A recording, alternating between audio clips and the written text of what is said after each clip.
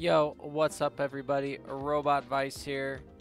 Today I'm going to be bringing you another episode of the first 10 minutes.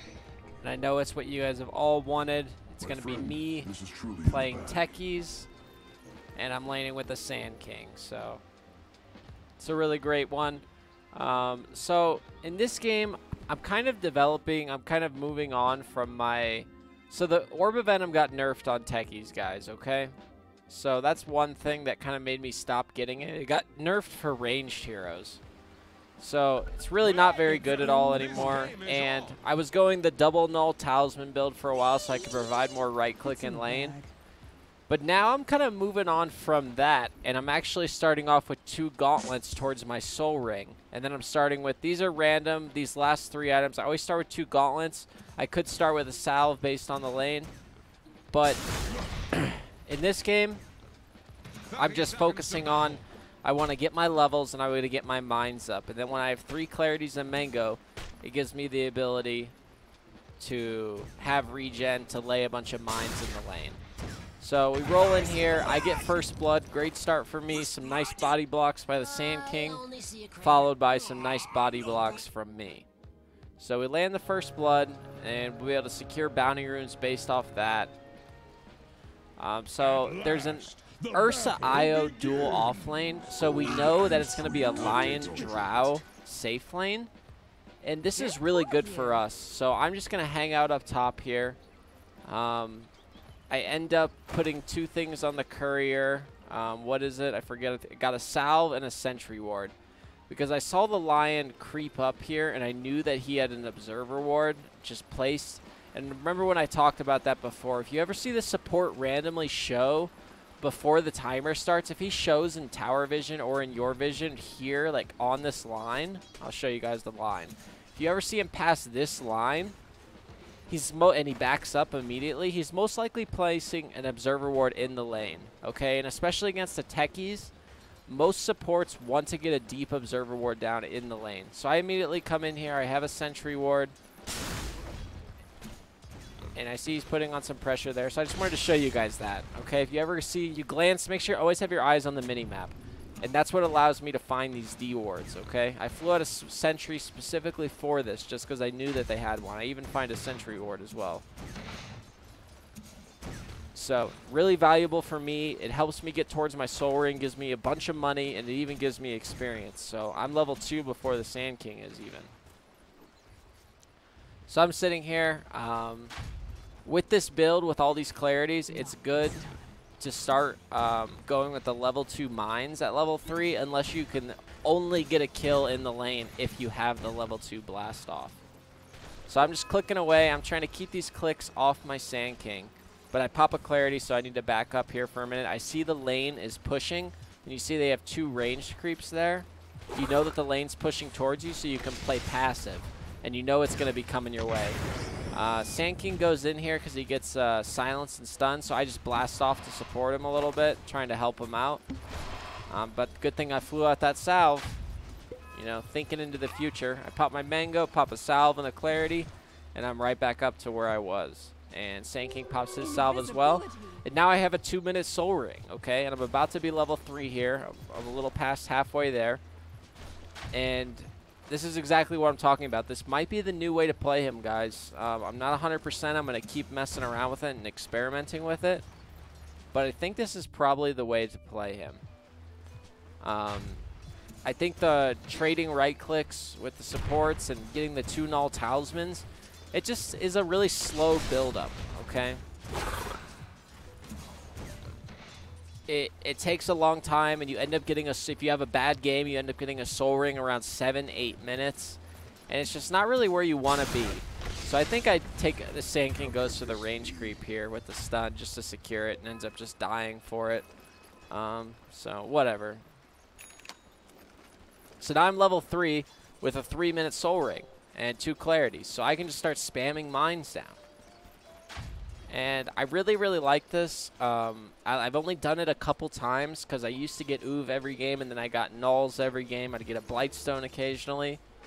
But I think this might be the way to go now. So he goes in here. I follow up with a blast off. We land ourselves a kill. Cancels my clarity, which sucks, but Whatever. My Sand King salves me up. Good guy, Sand King. And now I'm just sitting here, and I have all this mana regen, and I can just lay as many mines as I want to.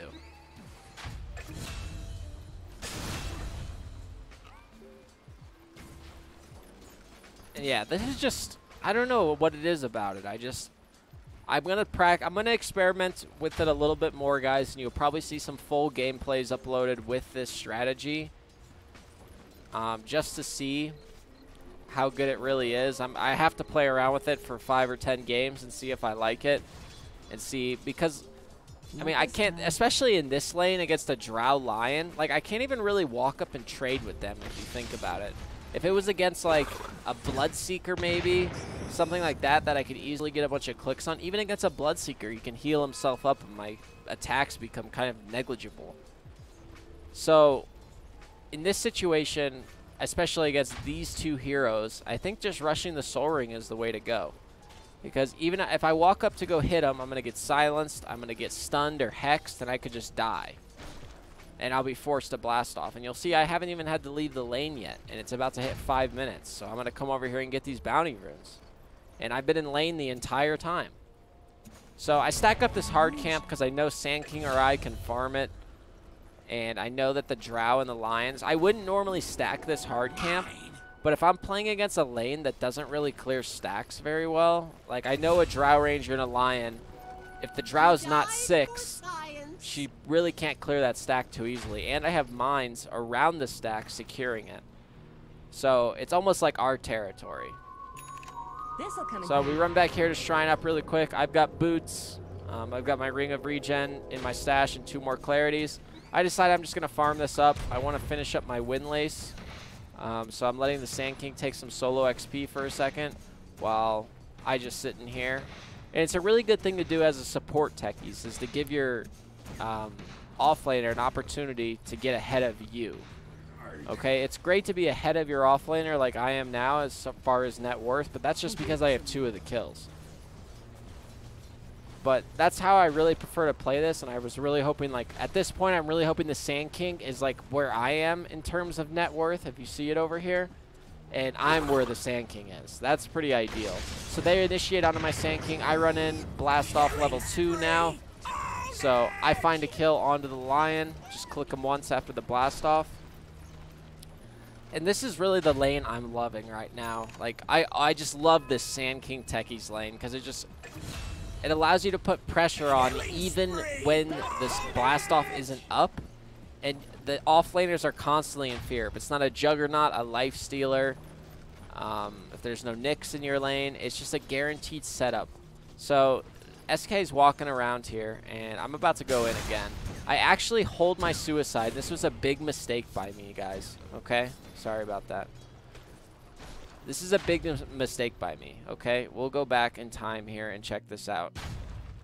So instead of just blast offing immediately, okay, and Drow has a way to cancel my blast off. I know this interaction. I know the Gust cancels it. I told you guys in another video, the blast off is canceled by almost everything. Even like breaking out of a Slark pounce will cancel your blast off. It's amazing what does. Blinding Light, Chronosphere, everything does. You can impale midair, you can Rubik lift in midair. So this was super greedy by me. Instead of just blast offing immediately when he stuns, I go for this auto attack, okay? Because I wanted more damage to secure it. And then that makes me show, okay? So never do this. This was a big mistake by me, and I want to point it out to you guys. I was getting greedy, and I wanted to get that 1 click of damage, you know, 38 damage, big whoop. And it was super greedy by me to do it, and it cost me my kill. Okay, so he gusts and cancels my blast off, and he gets away. So I just want you guys to see that. Yeah, it looks silly, but that's just the reality of it. Hold on. Hopefully these guys stop inviting me. I don't understand what they're doing. So I stack up this camp again, and I'm level 5 now, so I have the strong proxies. I farm the safe lane camp.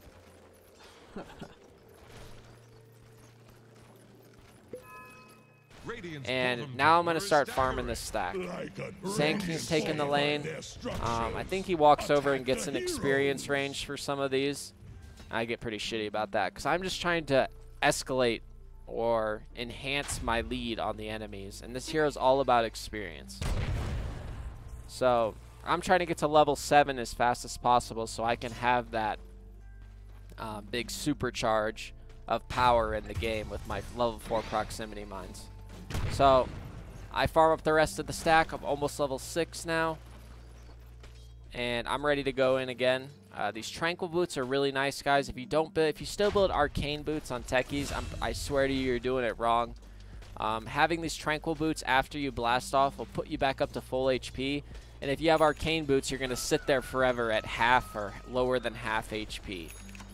And the tranquil boots allow you to just stay in lane, and that's what this meta is all about, is laning, as I said in many other videos. So I lay a level 3 proxy mine in the lane. This cuts the entire wave. So as soon as you hit level 5, if you want to dive the tower, just go past the tower like this and lay a proxy mine in the lane. And it's that easy. It just takes out the entire wave.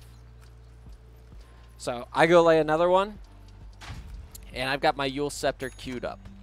And we scout out this lion TPing in so we know that there's 3 here. I pop a clarity, and I know they're going to try to get aggressive over here soon. So I pop another mine right here. And I've got mines kind of all around the area. Kind of, but turns out they actually have an observer ward over here. I was pretty sure they had this observer ward, but now it's good to see that they did. Next time I'll make sure I'll deward that. I'm pretty good at spotting out the wards. So the lion runs into mine range. The SK stuns him, and we take the lion out. And now these 2 heroes, the Drow and the Io, are really, really low. The lane gets cut again by my proxy mine to the right. And this Drow's running after me now. Here comes the Io too, some scary stuff. He almost runs into this proxy mine, but he dodges away. Knows better. Get hit by a couple balls. Hate getting hit in the face with balls when you're low HP. So my blast off's coming off cooldown in 3 seconds. And he gets the nice tether away. I'm like, I'm just going in. And I just one-shot the Drow. She's almost dead. And I'm pretty sure my Sand King probably dives under the tower here. Maybe not. So the Lion's running over here now like a crazy person. Another great play by my Sand King. Allows him to find a kill on the Lion. I purchase up the Tome of Experience at 10 minutes exactly. And this will escalate me. Or I'm thinking of a different word, but I can't think of it, guys. So he finds the kill on to the Wisp. I'll show you guys how this game ended. I did pretty well. I was going a kind of different build. I went the proxy mine cooldown. I've been experimenting a little bit with some different styles of playing the hero. So I just want to let you guys know that when you watch my stream or watch my videos, you're probably going to see a different style of Techies. And that's just because I'm experimenting a little bit at the current time. I have my build, my right-click damage build with the XP talent. I have that solidified, and I know it's strong. But I'm trying to see if I can find something even more broken. So that's kind of the thought process behind it, and I hope you guys understand that. So I appreciate everybody watching. I hope you guys learned something in this episode of the first 10 minutes. And I will see you guys for the next episode or the next video. Thanks for watching, everybody. This has been Robot Vice. Peace.